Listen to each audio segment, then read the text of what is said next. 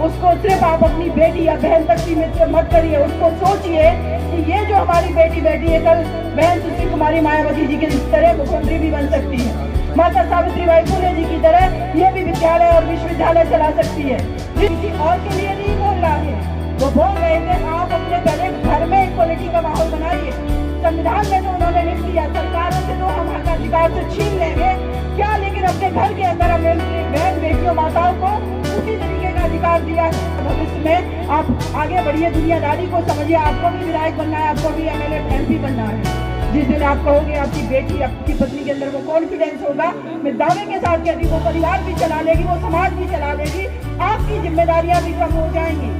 क्योंकि हमने अपने कंधों पर बोझ क्या ढो रखा है, घर हम चलाते हैं, पैसा हम कमाए, तुम तो घर में बैठी हो। उसको लड़ना पड़ता है तो बेटियों को भी लड़ना पड़ेगा, तो बेटियों को घर से लड़ना सिखाना पड़ेगा ना, तब तो कोर्ट में वकीलों के सामने लड़ेंगी भाई।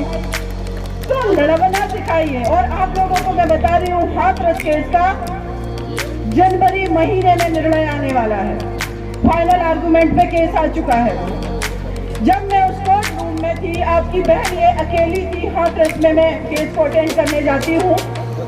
15-20 वकील आकर के आपकी इस बहन पर सिर्फ उन्होंने हाथापाई नहीं की, बाकी पूरा माहौल बना दिया था।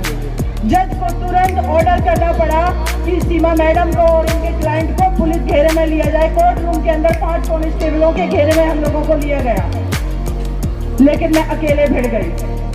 बोले कौन? सीमा कुशवाहा, दिल्ली से आके मुकदमा नहीं लड़ सकती। मैंने कहा तुम कौन होते हो? उनको कास्ट का प्राइड था, उनको मर्द होने का प्राइड था, उनको सीनियर होने का प्राइड था। और आपकी इस बहन ने कोर्ट रूम में खड़े खड़े 5 मिनट के अंदर धराशायी कर दी सारी चीजें। और आज भी दमखम के साथ उसी हाथरस डिस्ट्रिक्ट कोर्ट में मैं जाती हूँ, उस बेटी मनीषा वाल्मीकि के लिए लड़ाई लड़ने, सजा भी करवाऊंगी।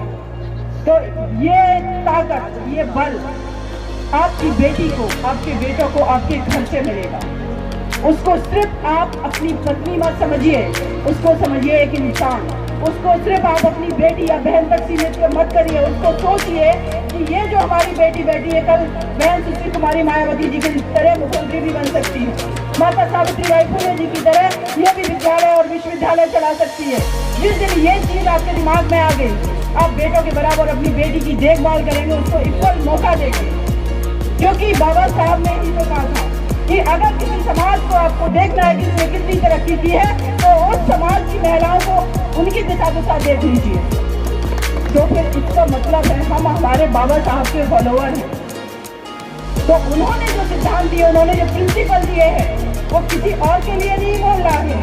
वो बोल रहे थे आप अपने पहले घर में इक्वालिटी का माहौल बनाइए। संविधान में तो उन्होंने लिख दिया सरकारों से तो हम हक अधिकार से छीन लेंगे क्या, लेकिन अपने घर के अंदर हमें बहन बेटियों माताओं को उसी तरीके का अधिकार दिया है।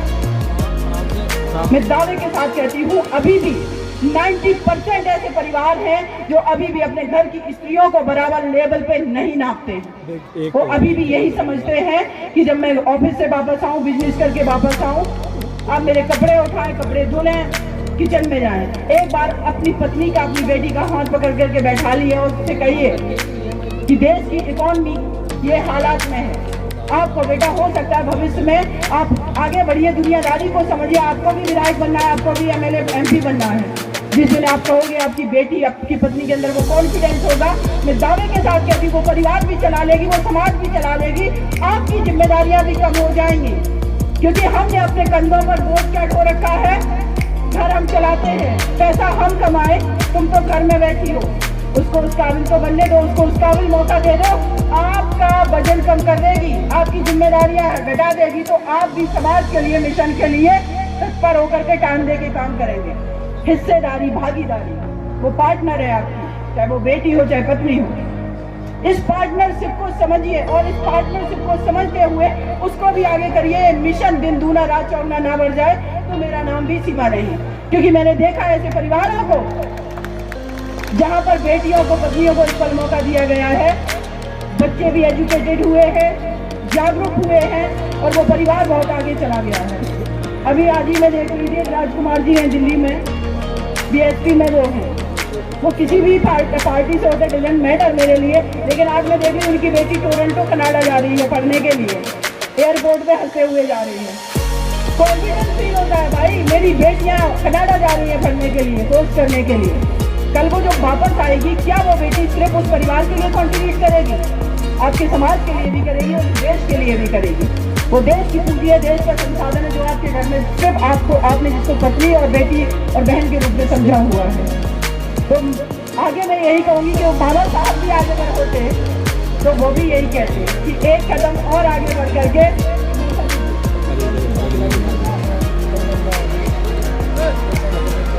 अच्छा, हमारे समाज का एक बेटा है सुशांत, जिन्होंने लंदन में इलेक्शन फाइट किया और जीते भी। उनकी माँ भी हमारे मंच पर है। आइए आंटी, आपको बहुत बहुत सैल्यूट है, आपको बहुत बहुत सैल्यूट है कि देखिए भारत ही नहीं अंतर्राष्ट्रीय स्तर पर मेरे बच्चे परचम लहरा रहे हैं। आपके बीच में ये पूरी टीम हमारी खड़ी हुई है जिस इस कार्यक्रम का आयोजन कर रहे हैं। सूरज भाई हैं इधर, स्वयं अम्बेडकर जो है, इनके भाषण तो आप लोगों ने सुने होंगे। 10 मिलियंस में फॉलोअर्स हैं, जाते हैं, सब्सक्राइबर हैं। तो हमारे आपके बीच के युवा निकल करके आगे जा रहे हैं, तो उनको और मौका दीजिए और ईमानदारी से आगे बढ़िए। साथ में ही देखो, एक चीज़ बहुत जरूरी है जितना मैं समझती हूँ किसी भी मंच पर, कि जो लोग मेहनत करते हैं उनके नाम का रिकॉग्नाइजेशन बहुत जरूरी है। तो ये बौद्ध महोत्सव जो आयोजन समिति है, उसके मेरे सभी भाइयों का आगे शुक्रिया अदा करती हूँ। साथ में ही श्रद्धेय श्री SP आनंद सर जो कि अध्यक्ष हैं, श्रद्धेय विनोद